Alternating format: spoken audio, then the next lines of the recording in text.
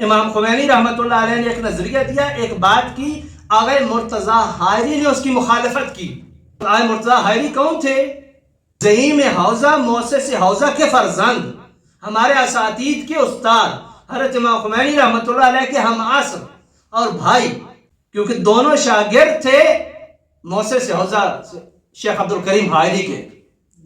کسی نے جا کر بتایا، کہا کہ آغا مرتضیٰ حائری کا یہ نظریہ ہے آپ کے بارے میں، کہا جی ہاں، ان کا نظریہ میرے مخالف ہے لیکن ہوا و ہوس کی وجہ سے نہیں ہے، وہ میرے مخالف ہیں، وہ نظریے میں اس بات میں میرے مخالف ہیں لیکن ان کی مخالفت کی وجہ ہوا و ہوس نہیں ہے، وہ اصولی معروف۔ کون ہے اصولی معروف؟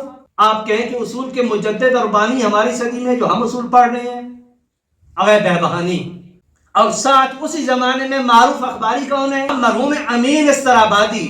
اس مرحوم امین استرابادی آغا وحید بہبہانی کے پیچھے نماز پڑھتے تھے لیکن آغا وحید بہبہانی آغا استرابادی کے پیچھے نماز نہیں پڑھتے تھے۔ تو کسی نے کہا کہ یہ کیسے؟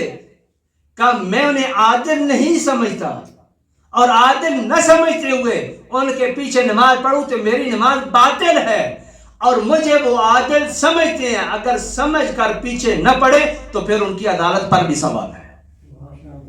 نظریات میں ایک دوسرے کے کتنے درجے کے مخالف ہیں؟ 180 درجے کے مخالف، ایک مشرق میں دوسرا مغرب میں۔ اے کاش اتنی گنجائش ہو جائے،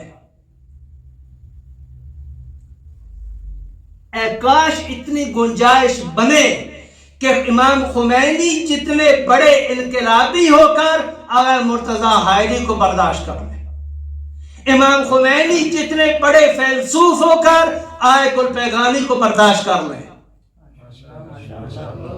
یہ ظرفیت ہے۔ ان هذه القلوب اوعیة فخیرها اوعاها، یہ دل تو ظرف ہے، سب سے بڑا ظرف وہ ہے جس میں گنجائش ہو۔ اگر ذہن انقلابی ہے تو سینہ بھی انقلابی ہو، لیکن اگر کھوپڑی پورے عالم کو دیکھتی ہے اور دل میں دوسرا بھی نہیں سما سکتا تو پھر یہاں سے اوپر سے انقلاب ہے، اس سے نیچے نہیں آیا۔